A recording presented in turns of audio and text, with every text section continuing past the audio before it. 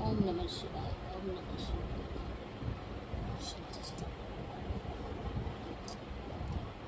महापाम की चंचला शिवलोक जाना। श्री सूत जी बोले कि हे मुनीश्वरों, जब इस प्रकार विलंब करके मैं पापिष्ट चंचला कथावाचक ब्राह्मण के चरणों में बार बार अपना सर पटकने लगी तो थोड़ी देर तक ब्राह्मण शांत हो भगवान शिव के चरण कमलों का ध्यान करता रहा। भगवान शिव की शरण में उस पापिष्टा को आया देख वह प्रसन्न हुआ और मन मन मुस्कुराता हुआ बोले कि हे देवी, इस प्रकार रुदन करने से कोई लाभ नहीं है। भगवान सदाशिव की तुझ पर महती कृपा है, जो उन्होंने तुझे समय पर ज्ञान दिया है। अधीर मत हो और मेरी बात ध्यान से सुन। जब शोक को त्याग कर वह पापिष्टा चंचुला बैठ गई तब ब्राह्मण बोला कि दीजो, आशुतोष, भगवान की कीर्ति बड़ी विमल है। शिव नाम के श्रवण मात्र से ही पापी जनों के समस्त पाप स्वतः ही नष्ट हो जाते हैं। तू निर्भय होकर भगवान शिव के चरण कमलों का आश्रय ग्रहण कर। उनकी निर्मल कथा से ही तेरे पापी मन में यह ज्ञान उपजा है। तेरे पाप में बुद्धि का विनाश हुआ है। अब तो अपने जन्म जन्मांतरों के पापों को नष्ट करने के लिए श्री शिव महापुराण की कथा को श्रवण कर। इससे सुंदर और सहज अन्य कोई भी उपाय नहीं है। भगवान शिव के द्वारा रचित इस महापुराण के फलों को देवता भी वर्णन नहीं कर सकते हैं। इसके श्रवण करने से मन निर्मल हो जाता है, पापों का नाश जड़ मूल से होता है। भगवान शिव के चरण कमलों में प्रीति होती है। आदिदेव महादेव माता पार्वती सहित श्रवण करने वाले के हृदय में विराजते हैं। प्राणी इंद्रलोक के समस्त सुखों को प्राप्त करते हैं और मृत्यु के उपरांत जब वह परलोक को जाता है तो वह शिवलोक की प्राप्ति होती है। इस परम पुनीत कथा के श्रवण मात्र से कोटि कोटि महान पातकी अपने पापों से मुक्त हो शिवलोक प्राप्त कर चुके हैं। अतः हे महाभागे, तू मेरे कथन पर अटल विश्वास करके अपने मन को शिव चरणों में लगा दे। अपने मन को शुद्ध करके अपने पापों को जड़ मूल से नष्ट करने के लिए इस महापुराण का श्रवण कर। हे सुन नयने, भगवान शिव इस समस्त सृष्टि के आधार हैं।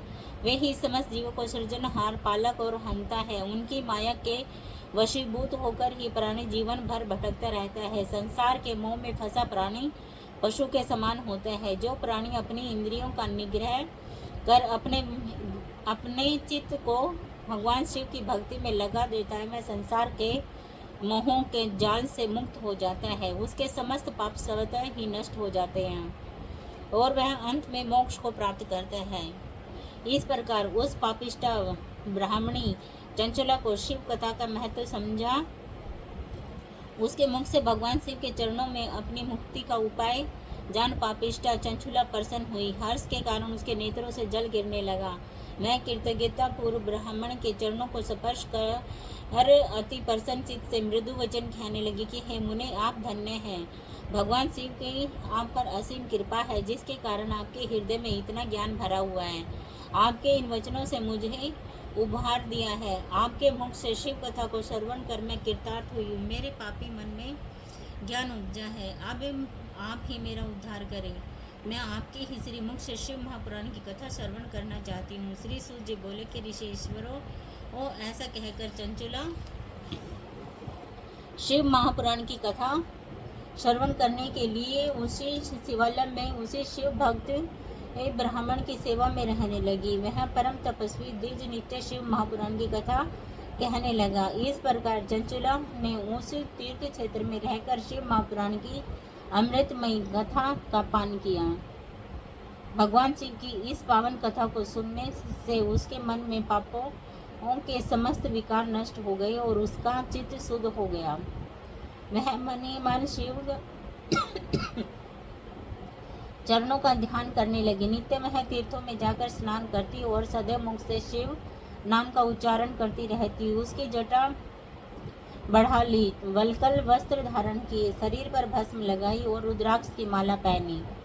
इस स्वरूप में दीर्घ काल तक रह उसने उपवास तथा सवलभ आहार करते हुए शिव महिमा का पाठ किया। उसकी भक्ति से शीघ्र ही भगवान सदाशिव संतुष्ट हुए। इस प्रकार शिव भक्ति में लीन रहते हुए पापिष्टा चंचला ने शेष अपना जीवन व्यतीत किया। समय आने पर उसने शिव चरणों में ध्यान लगाए हुए अपने शरीर को त्याग दिया।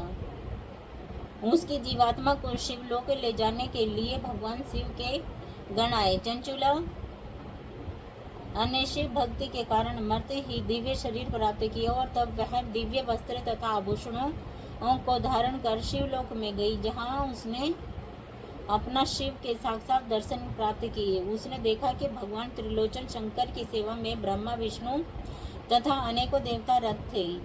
भगवान शिव करोड़ों सूर्यों की प्रभा से आच्छादित थे। गणेश, वीरभद्र, नंदीश्वर आदि उनकी उपासना कर रहे थे। भगवान अपने विभिन्न रूपों में दर्शन दे रहे थे। उनके वामांग में परम तेजस्विनी माता पार्वती विराजमान थी। भगवान महेश्वर के उन दर्शनों को करके चंचुला बड़ी प्रसन्न हुई। भगवान शिव और पार्वती ने चंचुला को भक्ति से प्रसन्न हो उनके पास अपने पास आसन दिया। चंचुला माता पार्वती की सखी के रूप में रहने लगी। भक्ति के प्रबल प्रताप से चंचुला ने शिवलोक में वह परम पद प्राप्त किया, जो देवताओं को भी दुर्लभ है। ओम नमः शिवाय। शिवाय नमः। शिवाय नमः। शिवाय नमः। ओम नमः शिवाय।